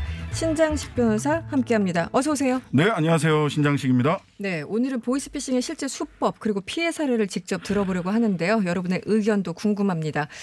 TBS 유튜브 채널에서 보이는 라디오로 함께하실 수 있고요. 무료로 이용할 수 있는 TBS 앱이나 짧은 문자 50원, 긴 문자 100원이 드는 샵 0951번으로 여러 가지 의견 혹은 경험 보내주세요. 네, 신뢰할 수 있는 기관인 척 속여서 통장 비밀번호, 신용카드 정보 등을 빼앗는 보이스피싱, 스미싱. 네, 너무 만연해 있는데 혹시 변호사님도 이런 연락을 문자나 전화나 받으신 적 있습니까? 있죠. 어떤 아들이 갑자기. 어떤 아들이? 없던 아들이 생겼어요? 갑자기 페이스북 메신저로 핸드폰을 잃어버렸다. 그래서 돈이 아무것도 적이 없으니까 계좌로 좀 보내달라고 하는 페이스북 메신저가. 네. 메신저가. 그래서 없던 아빠 아들이 이러면서. 네. 그런 분들 꽤 페이스북 많이 쓰시는 분들은 그런 경험 많을 거예요. 없던 아들, 없던 딸들이 갑자기 생긴다. 저도 이상한 문자가 와가지고 한번 알아봤더니 그게 다 보이스피싱 문자들이라고. 근데 나중에 한 두세 번이 거의 비슷한 텍스트로 오더라고요. 네, 그래서 정말 은행을 사칭하고 그래서. 저는 검찰청이라고 전화를 받은 적도 있습니다. 맞아요. 그래서 네 하고 이렇게 응대를 해줬죠. 어떻게 하나. 봤더니 나중에 한숨을 푹 쉬면서 자기가 이제 들켰다는 걸 알았는지 바로 끊었습니다. 고생 많습니다. 저도 고생이 많습니다. 이러더라고. 정말 그런 얘기를 했어요? 진짜로 그런 얘기했습니다. 그렇군요. 참 이게 굉장히 많이 발생하고 있는 것 같아요. 제 주변에도 그렇고. 네. 사실 이제 한때 커뮤니티에서 많이 돌았던 수법인데 그 지금 말씀하신 것처럼 엄마 나 문화상품권 얼마 사야 되는데 돈 좀 사진 찍어서 보내줘. 사서 사진 찍어서 보내줘 등등. 자녀분이 없는 분들에게도 많이 왔다고 하는데 요즘 유독 더 심해진 건가요? 왜 이렇습니까? 어떻게 보세요? 요즘 더 심해졌고요. 그러니까 요즘 구치소 가면 변호사들이 다 하는 얘기가 있어요. 구치소 가면 소위 수거책이나 전달책 잠깐 실수해가지고 보이스피싱 조직에 이용당한 젊은 친구들이 구치소 수용 인원의 한 절반은 보이스피싱이다라고 할 정도로 그만큼 보이스피싱의 공범들이 많다는 건 그만큼 피해자도 많다는 얘기거든요. 그러네요. 네. 굉장히 그러니까 전달책으로 그냥 있다가 오히려 그러니까 소위 말하는 머리는 잡지 못하고 머리는 거의 못 잡는다라고 보통들 얘기를 해요. 그러다 보니까 최근에 보이스피싱의 전달책이나 수거책들에게 1년 반에서 3년까지 굉장히 강한 처벌을 하고 있습니다. 그래서 말하자면 이게 머리를 못 잡으니까 손발을 잘라서 보이스피싱 피해를 줄이겠다라고 하는 수사기관들의 형사정책적인 어떤 결단이 있었고 그게 이제 재판부에도 영향을 그대로 주고 있거든요. 그러니까 이거 나중에 한 번 더 말씀드리겠습니다마는 혹시 자칫하면 자기가 수거책이나 전달책이 될 수 있어요. 또는 그 자체도 인식도 못하는 사이에. 뭐냐면 요즘 일자리가 없으니까 면접을 코로나라서 면접을 대면 면접을 하지 않고 그 관련 서류를 보내주면 당신 채용하겠다. 라는 식의 이제 무슨 가로 이렇게 정보지 있지 않습니까? 정보지 같은데 광고 나온 거 보고 전화하면 아유 코로나라서 면접을 못 보게 됐습니다. 그러니까 카톡으로 보내주세요. 또는 텔레그램으로 자료 보내주세요. 해가지고 채용하는 경우들이 있는데 그거 정말 조심해야 됩니다. 그런 수법이군요. 예.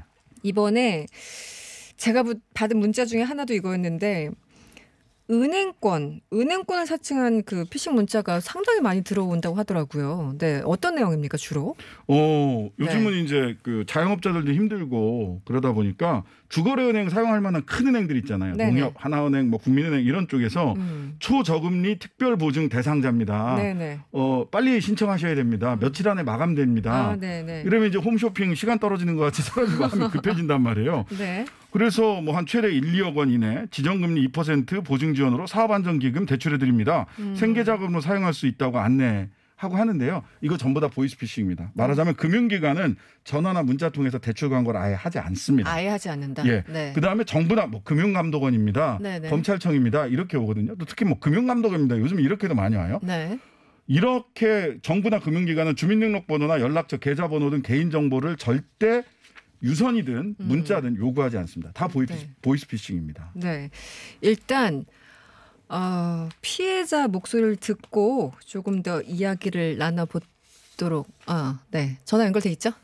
안녕하세요. 네, 안녕하세요. 네, 보이스피싱 피해를 당하셨다고 들었습니다. 언제 이런 일을 겪으셨어요? 약 한 달 전 6월 5일에 발생했어요. 한 달 전 6월 초에. 비교적 최근 일인데 저도 주변에 이런 문자나 전화 받는다는 사람은 굉장히 많이 봤거든요. 지금 어떤 내용의 사기였는지 설명을 좀 부탁드릴게요. 일단 저는 편의점 아르바이트를 하고 있고 주말에 편의점 전화기로 이제 전화가 걸려오더라고요. 저는 이제 당연히 편의점 전화기니까 전화를 받았었죠. 한 남성의 목소리였어요. 처음에 분사라고 말씀하시길래 이제 저는 당연히 분사인 줄 알았거든요. 근데 그때 왔던 전화가 카드가 재고랑 안 맞다고 해서 재고 조사 좀 해봐야 될 것 같다라고 말씀하시더라고요. 분사라고 했으니까 당연히 분사인 줄 알고 카드 재고 조사를 확인했습니다. 근데 이제 카톡 아이디를 불러주시면서 추가를 하라고 말씀하시더라고요. 총 6장의 핀번호가 적힌 기프트카드 사진을 보여주면서 환불 요청을 하셨어요. 20만 원권 6장 환불 요청을 했고요. 20만 원권 17장도 불러드렸어요. 그러고 난 뒤 제 계좌에 100만 원이 있냐고 여쭤보시더라고요. 저는 없다고 말씀드렸죠. 그러더니 사이트를 알려주시면서 접속해서 회원가입하라고 말씀하시길래 또 하니까 문화상품권 5만 원짜리 6장도 결제하라고 해서 그 30만 원 피해를 입게 되었습니다. 아, 그쪽에서 이제 특정 아이디를 알려주고 이제 연결을 시켰더니 그 기프트 카드 뭐 환불 요구했고 또 어떤 사이트에 접속했더니 문화상품권 뭐 도서상품권 이런 것들을 구매하라고 유도했다는 거네요. 유도했습니다. 네. 그럼 사장님하고 그때 연락이 안 됐었어요?